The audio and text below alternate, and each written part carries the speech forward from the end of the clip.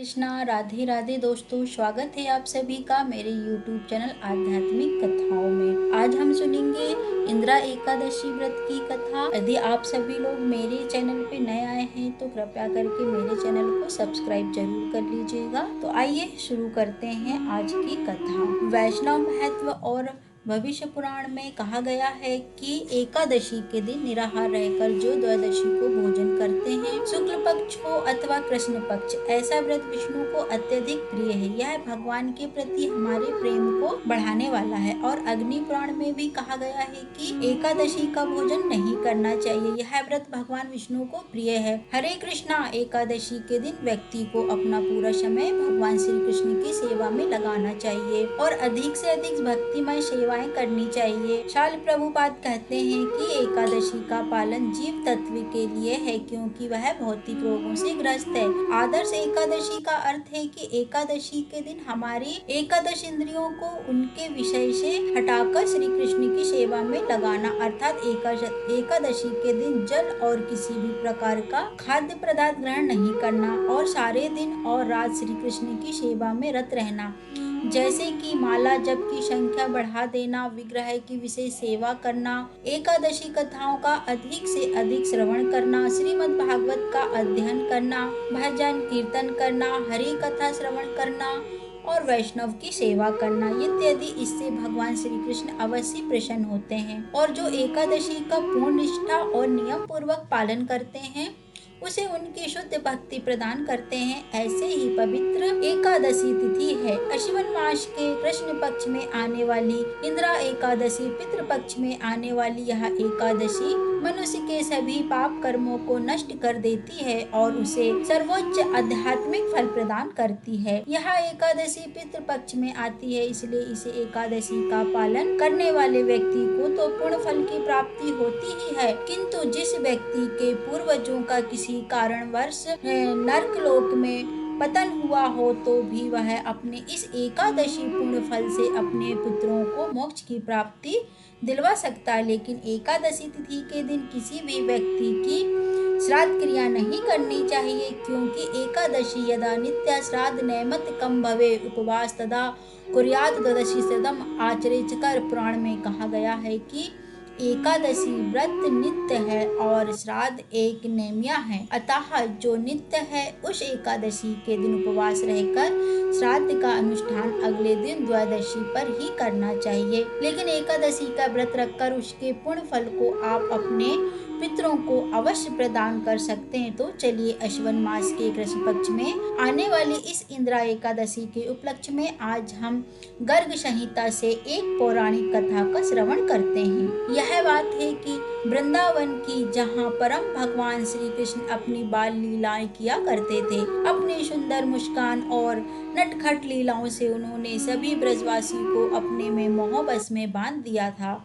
उनके लिए उनकी दुनिया यानी उनका कान्हा, कोई उन्हें अपने पुत्र की तरह प्रेम करता तो कोई उन्हें अपनी सखा बनाकर उनके साथ खेलता रहता। किसी के लिए कृष्ण अपने प्रियतम या प्रेमी थे तो किसी के लिए वे उनके तारणहार थे। इन सभी में गोपियों का प्रेम मधुरमय भाव में था। वे सब चाहती थी कि कृष्ण उनके पति बने और कृष्ण के प्रति उनके प्रेम ही असीमित था, लेकिन वे इस बात से भली भांति परिचित थी कि कृष्ण को सबसे अधिक प्रेम और कोई नहीं कर सकता, केवल राधा रानी ही कर सकती हैं। और वे सभी गोपियां राधा रानी की सर्वोच्च प्रेममय स्थिति को भी जानती थी। इसलिए एक दिन उन सभी गोपियों ने राधा रानी को घेर लिया और उनसे कृष्ण प्रेम के गोपनीय तत्व को पूछते हुए कहने लगी। वृषभानुसुते दिव्य हीरा कंजलोचने श्री कृष्ण प्रसादा अत्यवत किंचित व्रतम शुभम। हे वृषभानु नंदिनी श्री राधिके, आप हमें श्री कृष्ण की प्रसन्नता के लिए कोई व्रत बताइए, ऐसा व्रत जो श्री कृष्ण को प्रसन्न कर सके, जो देवताओं के लिए भी दुर्गम है। वे भी श्री कृष्ण नंद नंदन तुम्हारे बस में रहते हैं।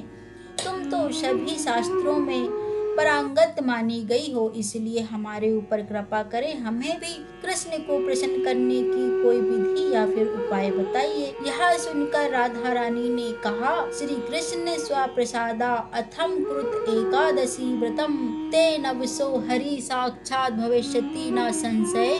अर्थात श्री कृष्ण की प्रसन्नता के लिए आप सभी मिलकर एकादशी व्रत का अनुष्ठान कीजिए। इससे साक्षात श्री कृष्ण तुम्हारे बस में हो जाएंगे और इसमें कोई संशय नहीं। यह बात सुनकर सभी गोपियों ने कहा, हे राधिके, तुम तो सभी ज्ञान की निधि हो, इसलिए कृपा हमें यह बताओ कि क्या पूर्व काल में यह व्रत किसी और ने भी किया था? इससे उन्हें क्या फल मिला था? तो इसका उत्तर देते हुए राधा रानी जी कहती हैं, गोपियों, सबसे पहले देवताओं ने हमें छीन लिए गए राज्य को पुनः प्राप्त करने हेतु और दैत्यों का संहार करने हेतु इस व्रत का पालन किया था। इसके बाद एक राजा वंशात थे, किसी कारणवश उनके पूर्वज यमलोक में चले गए थे, इसलिए अपने पितरों का उद्धार करने के लिए इस राजा ने भी इसी एकादशी का व्रत पालन किया था और उसी व्रत के पालन के फल स्वरूप उनके पूर्व जन्म को परम आध्यात्मिक जगत की प्राप्ति हुई थी।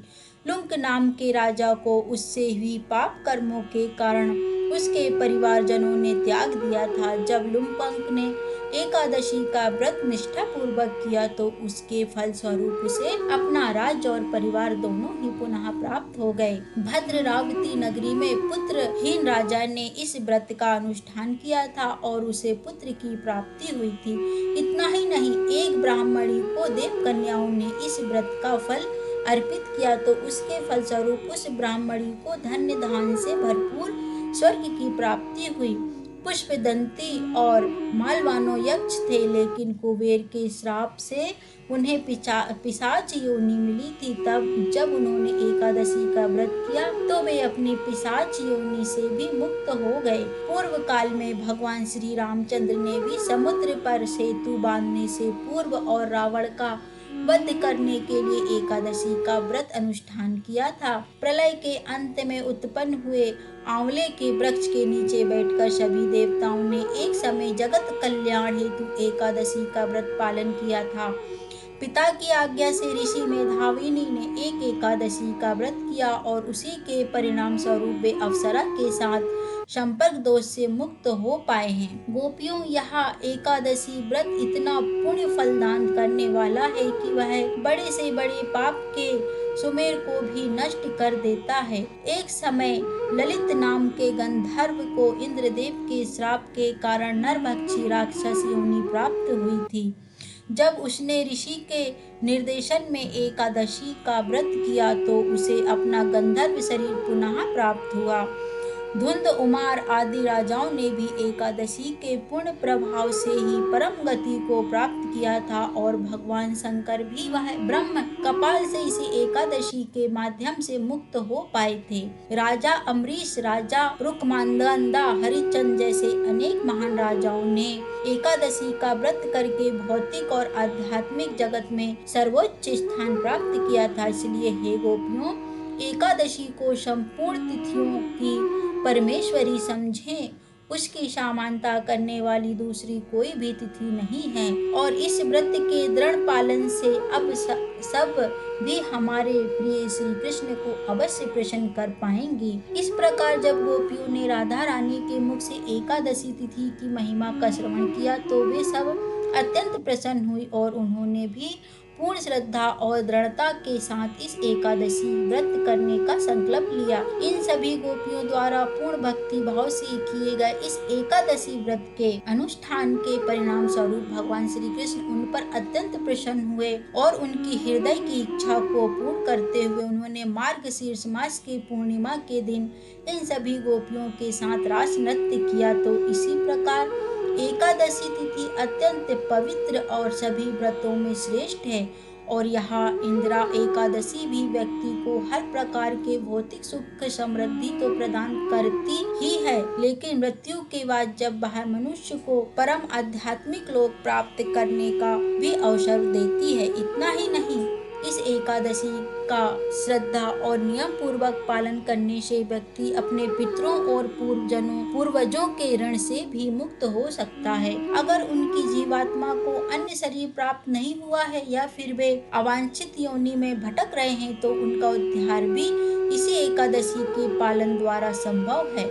बस करना यही है, अगर आप अपने पितरों के लिए एकादशी व्रत रखते हैं तो एकादशी का संकल्प लेते समय भगवान के समक्ष हाथ में गंगा जल लेकर भगवान से अपने पितरों के लिए प्रार्थना कीजिए और एकादशी व्रत का सभी नियमों के साथ पालन करने का निश्चय कीजिए। अगले दिन जब एकादशी का पारण करें तो किसी सुयोग्य ब्राह्मण या वैष्णव को भगवान को अर्पित भोजन प्रसाद रूप में खिलाइए और अपनी क्षमता अनुसार उन्हें दान दक्षिणा दीजिए। उसके बाद आपने जो यह एकादशी व्रत किया उसका फल भगवान के समक्ष जाकर उन्हें अर्पित करते हुए अपने पितरों की उच्च गति की प्रार्थना कीजिए और फिर वह आप स्वयं एकादशी का व्रत पारण कर लीजिए।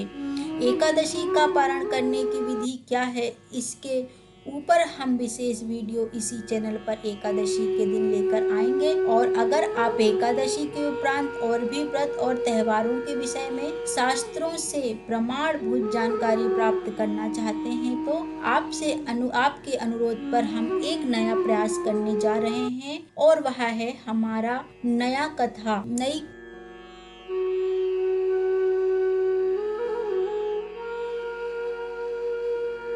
एकादशी व्रत की कथा यहीं समाप्त होती है।